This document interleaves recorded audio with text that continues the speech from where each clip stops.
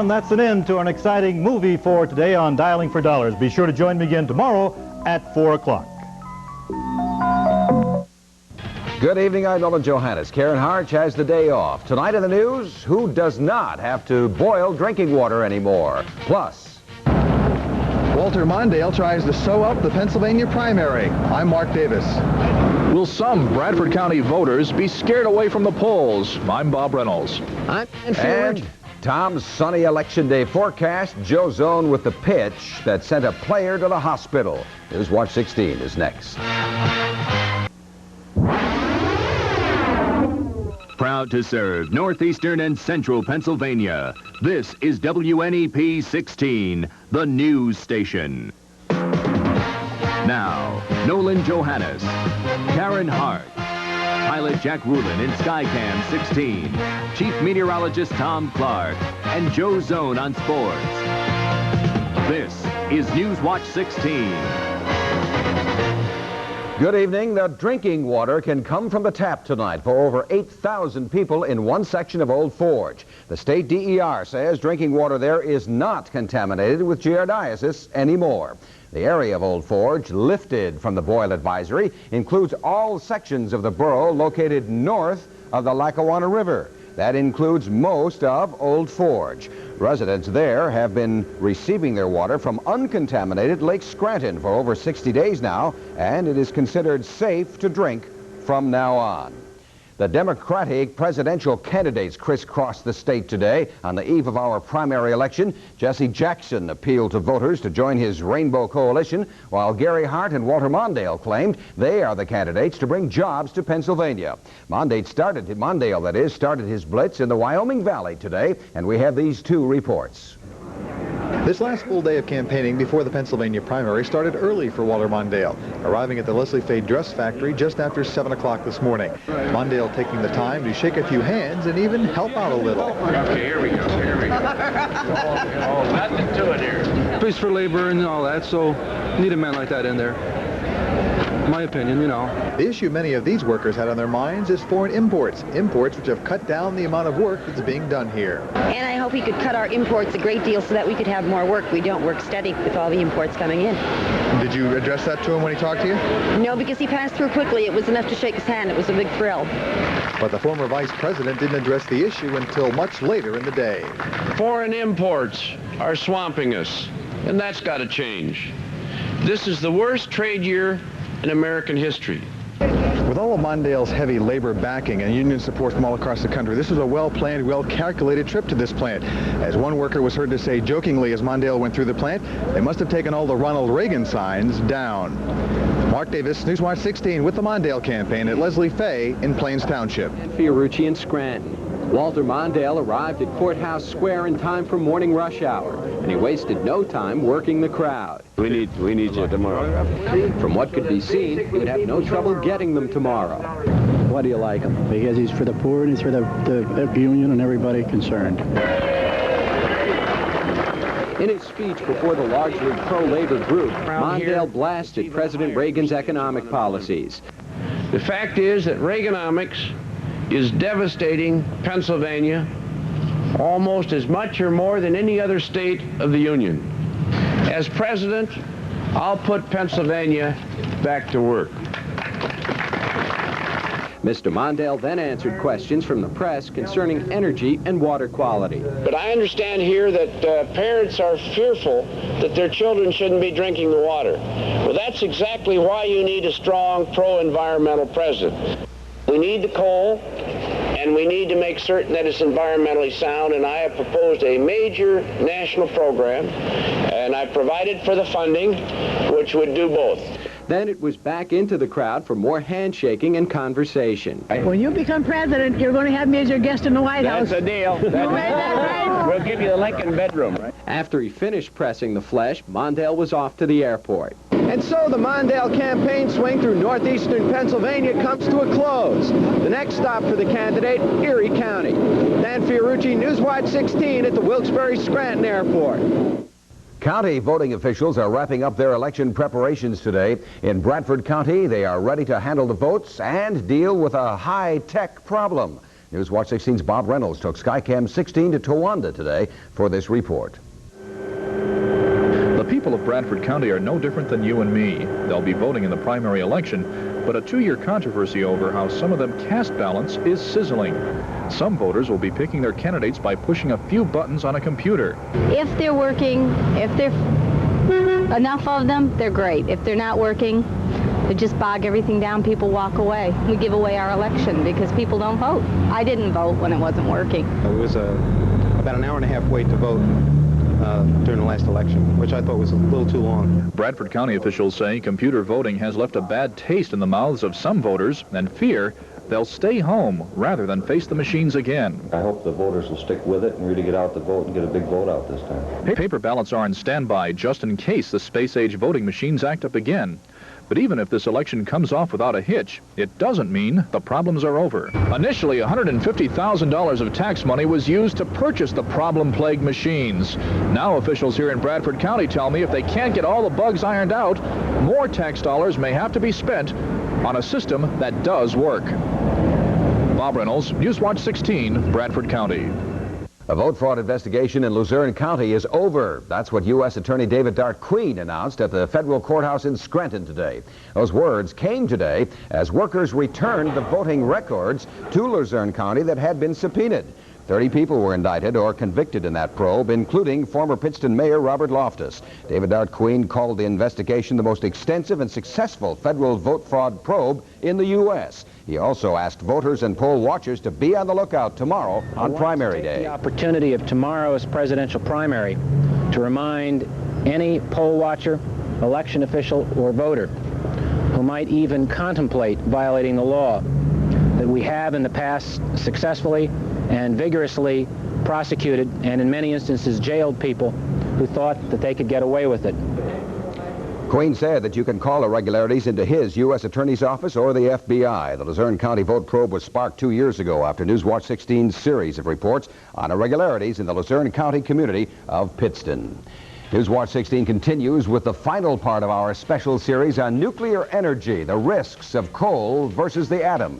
And we'll fill you in on some out-of-the-ordinary yard work in Pittston.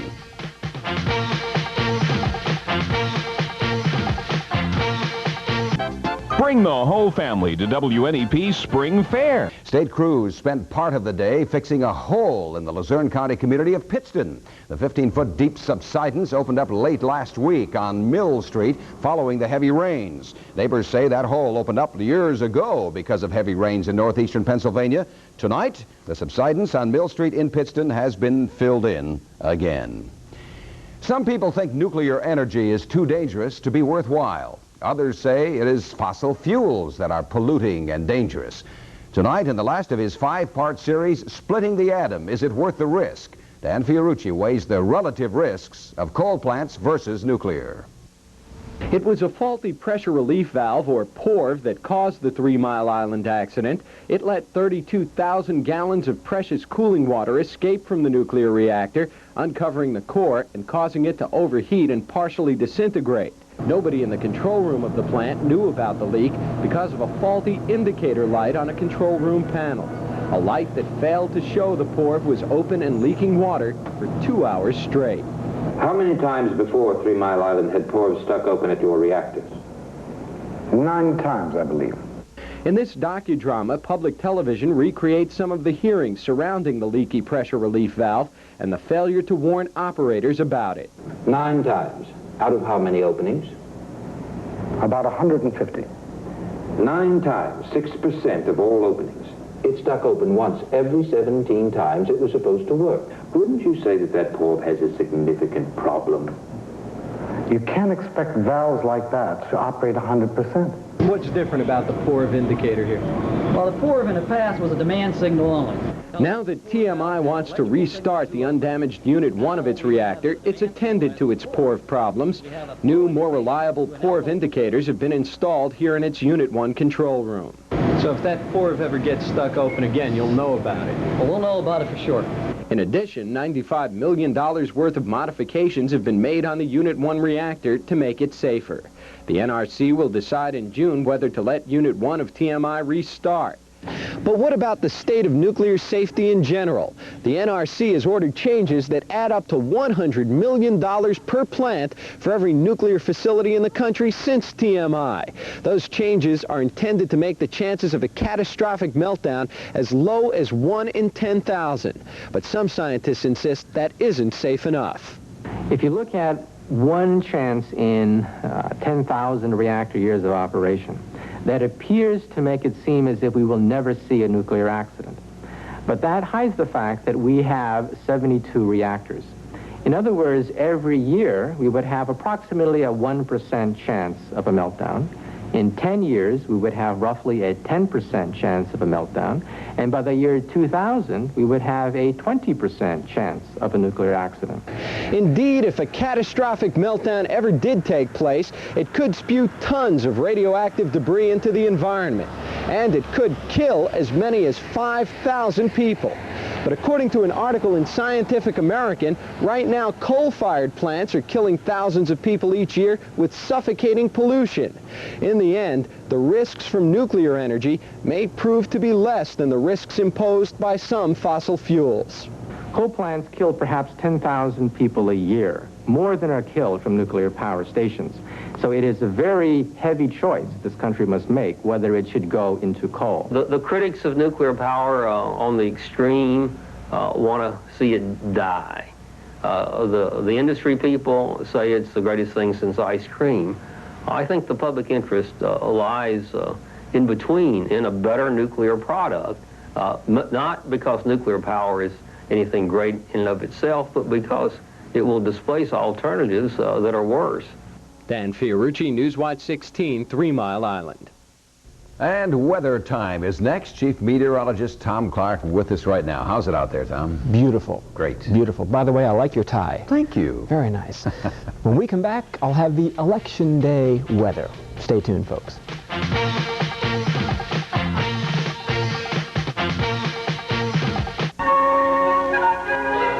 Hi, I'm Dale Lettieri from Scranton. I started my training in northeastern Pennsylvania 7 years ago. And today I'm at Scranton's Naog Park where I had my first bike race. And now I'm training for the 1984 Olympics. It take a lot of hard work and dedication to get to the Olympic Games, and we need your support. So please send your contribution to the United States Olympic Committee. Who knows, maybe you'll see me in Los Angeles next year.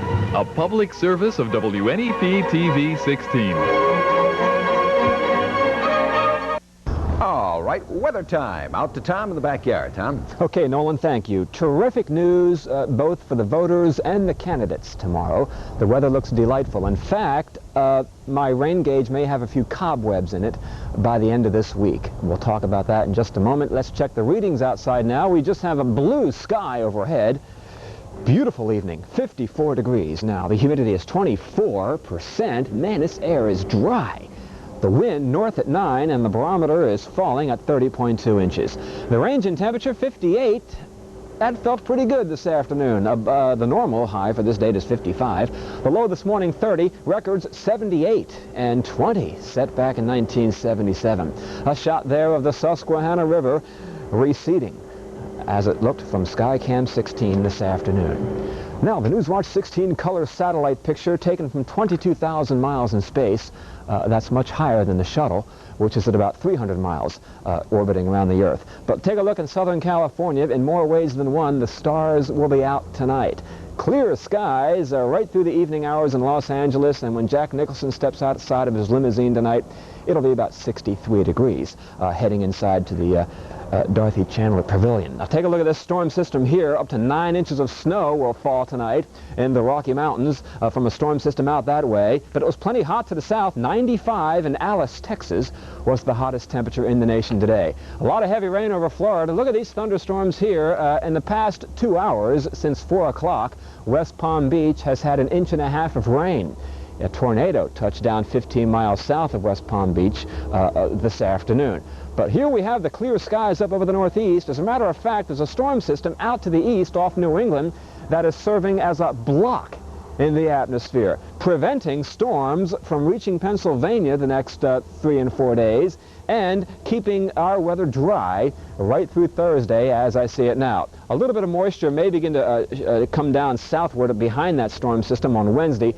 No more than some clouds for us, but no precipitation as I see it now, perhaps even into Saturday. Now here's the forecast for tonight. A half moon overhead, clear skies, a beautiful evening. 30, a cold start tomorrow morning. Carbondale, how about Sweet Valley? 28 the low. 31 the low tomorrow morning in Kunkletown. That's down there in the southern tip of Monroe County. 31 in Sunbury, and about 27 cold degrees up in Troy. Now tomorrow, Election Day, a beautiful day. Nice. Breezy in the afternoon. A light jacket will be all you need, however. 52 the high in Montrose, 55 in DuPont, 52 in McAdoo. Shamokin 57, Williamsport upper 50s, a northerly breeze up to 15 miles per hour. The Health Watch reflecting the blue skies and bright sunshine coming in tomorrow. Everything indexed high. Sunrise and sunset on a Tuesday, 5:32 and 6:38 p.m. Clear tonight, the low 31 degrees. Sunshine tomorrow, 55. 52 on Wednesday, partly sunny, but still dry. Thursday looks fair, and so does Friday. Fair for both those days, in the 50s. No big variation in temperature over the next 4 and 5 days. The planet Mars, visible tonight in the southeastern sky. You can't miss it. Bright, reddish. It's up there. Okay, we'll be out there looking, too. Will you? Especially with the Academy Awards tonight, Tom. Yeah, so on 16, right here. Okay, thank you, sir. Joe Zone's coming up next. He'll have a wrap-up of the weekend action and Wildlife Watch, preparing for turkey season. Stay with us.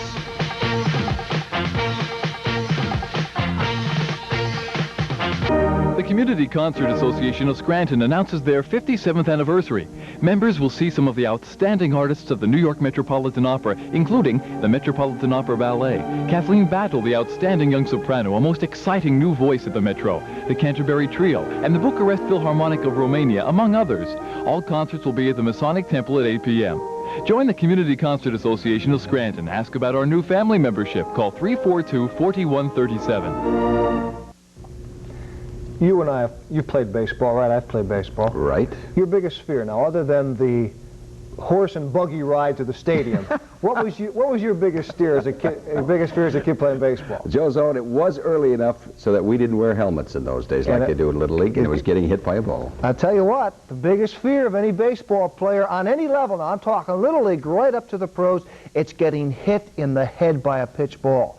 The fear alone has ruined many a career. Dickie Thon's fear became reality last night. Take a look at it. Oh, man. The pitch got away from Mike Therese. Therese said he pitched inside to Thon because he wanted to start him out inside. And watch it again in slow motion now. It bounced off the ear flap of the helmet and then bounced into his forehead. He never lost consciousness. He did want to get up, but the Astros said, just stay down, the Houston Astros.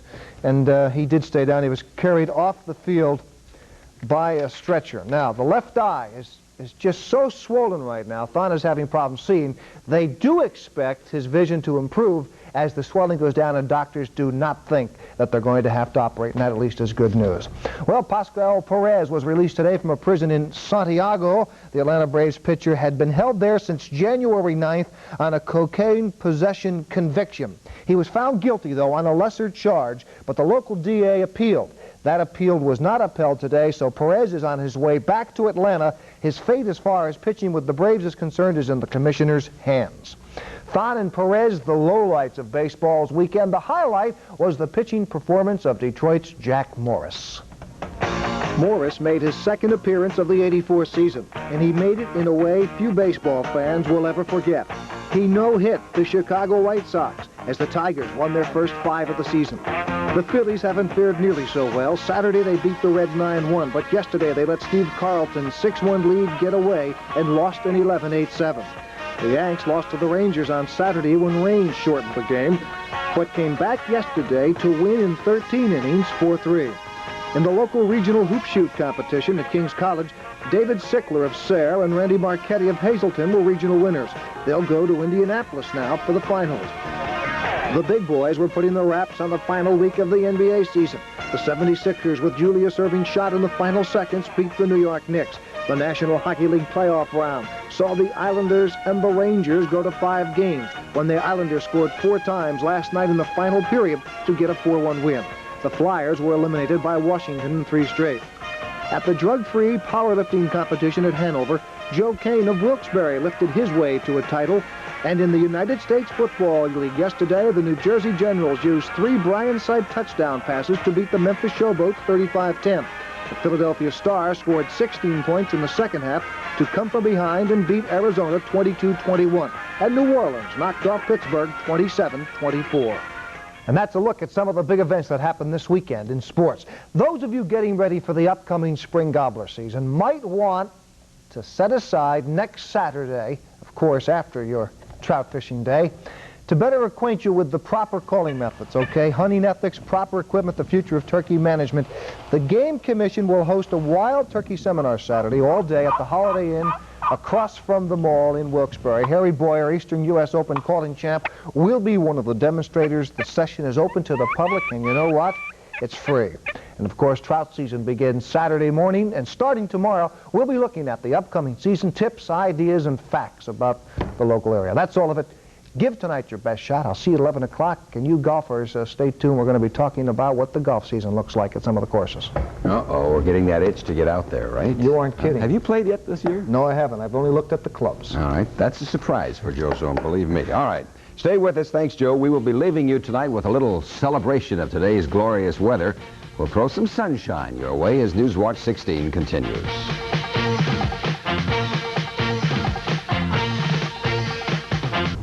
This wish is for my singing career. And one for your sister who shot her husband. And a wish for Mama for hanging herself. Wilkes College Theater wishes you would join us for the area premiere of Beth Henley's Pulitzer Prize-winning comedy, Crimes of the Heart, Friday and Saturday, April 13th and 14th at 8 p.m. and Sunday, April 15th at 2 p.m. in the Center for the Performing Arts, Wilkes College. For reservations to this smash Broadway comedy, call 829-9144. Crimes of the Heart, April 13th, 14th, and 15th.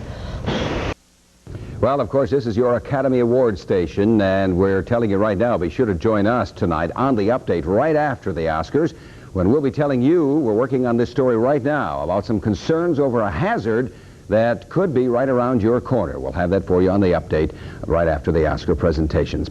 We leave you tonight on an up note, out in the sunshine and warm spring temperatures.